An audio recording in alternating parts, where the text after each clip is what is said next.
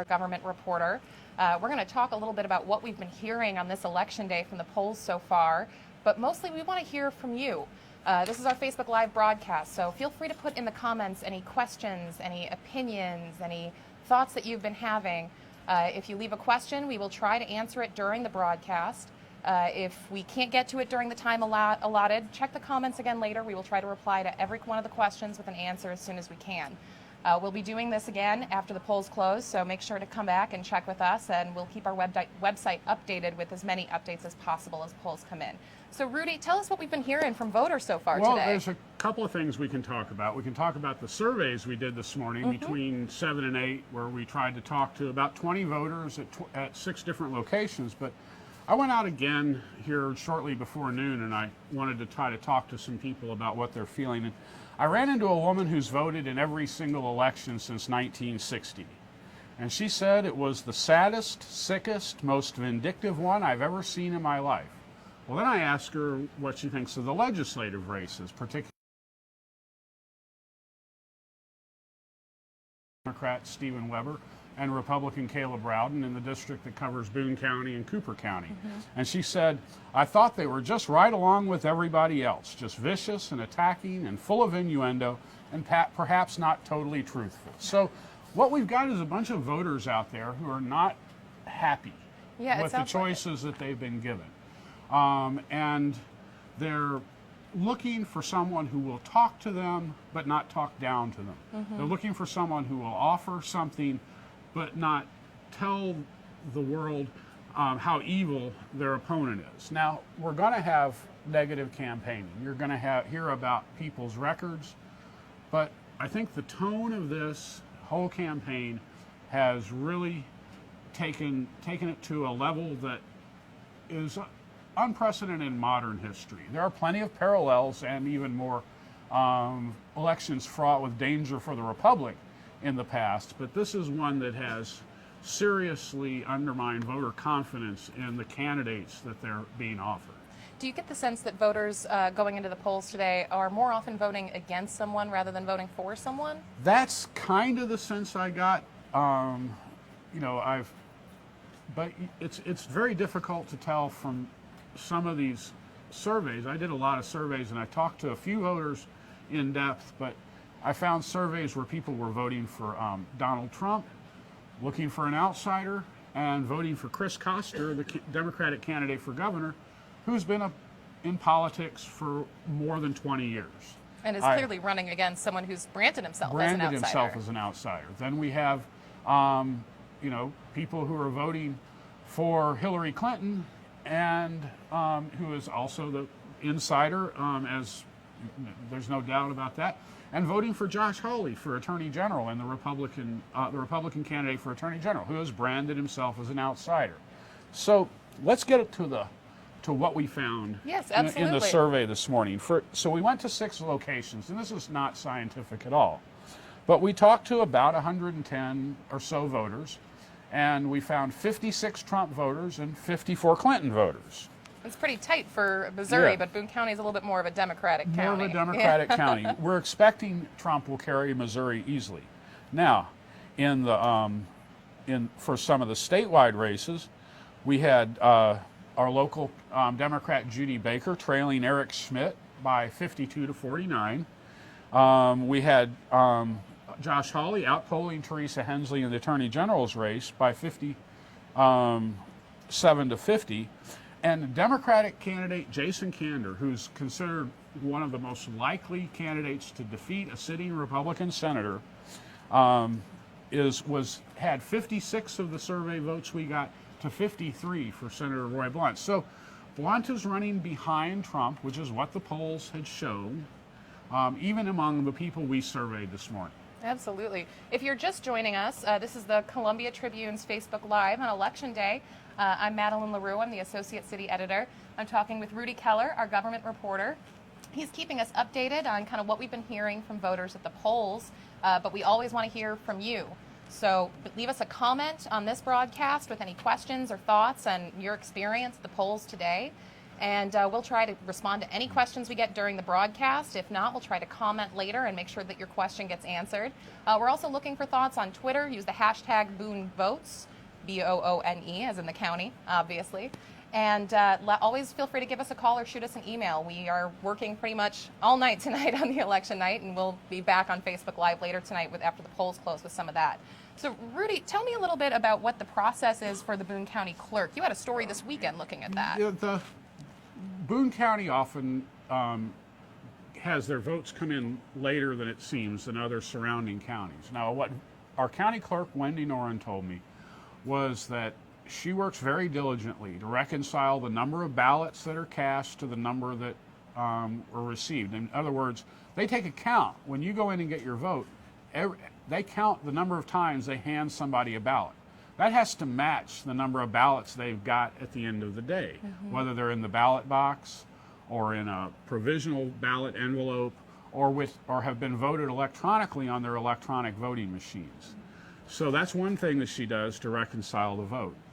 So there's and not only that, but every precinct has to bring their paper tape that has the tally and the electric card that digitally records the vote in for her to record them, and then she has to verify them against those paper tallies that have come in. So we're expecting that the first absentee ballots should be counted somewhere in the neighborhood of 5,000 votes, maybe 6,000, by about 8 o'clock this evening or so. And then over the ensuing hours, we'll find out how the rest of Boone County voted. Now, we're expecting about 82,000 votes to be cast in Boone County.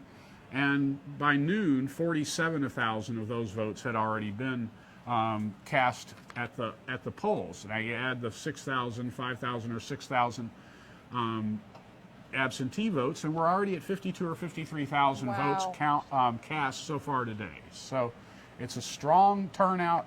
It's causing lines, but Wendy assured me that if you are in line at the time the polls close at 7 o'clock, you will be allowed to vote. So you want to be in front of the person who's standing at the end of the line saying, sorry, no more.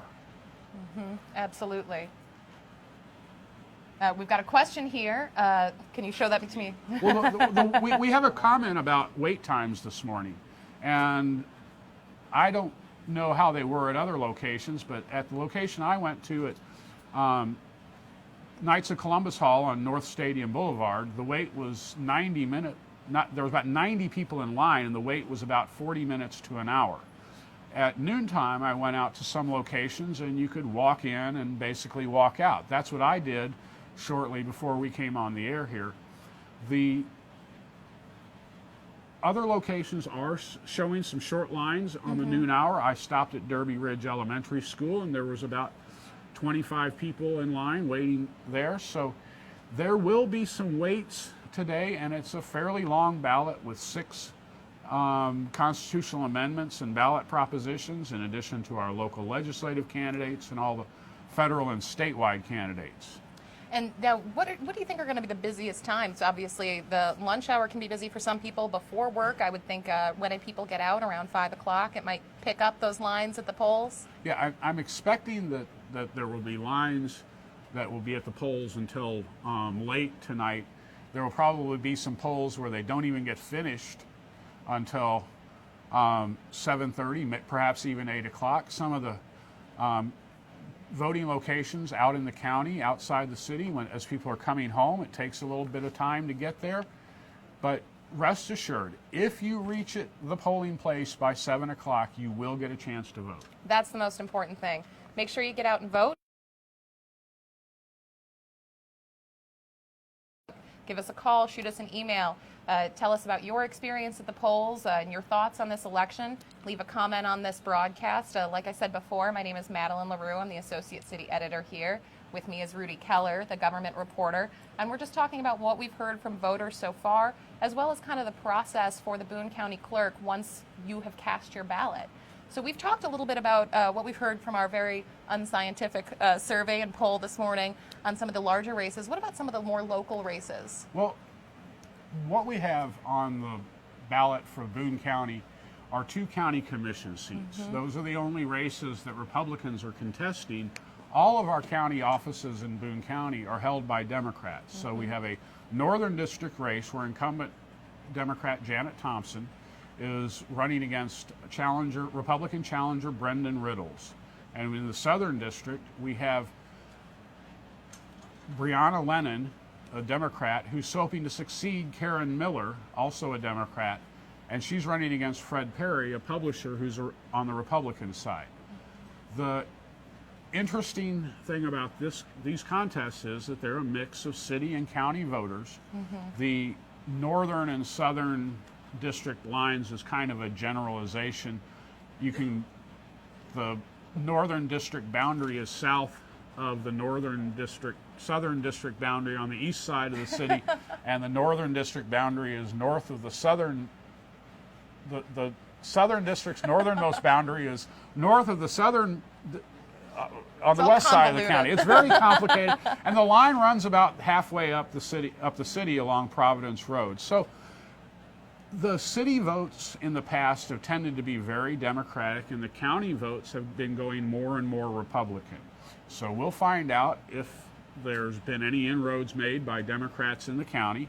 We'll find out if there's been any inroads made by Republicans in the city in the results of those elections. We also have 4 contested legislative races on the ballot. There is the 44th district race, which is the northeast part of the county and the northeast part of the city, and that also includes a small portion of Randolph County. That's Caleb Rowden's seat, and it's being contested by Tom Pauley, a Democrat, and Cherie Rice, a Republican, who are almost neighbors in Hallsville.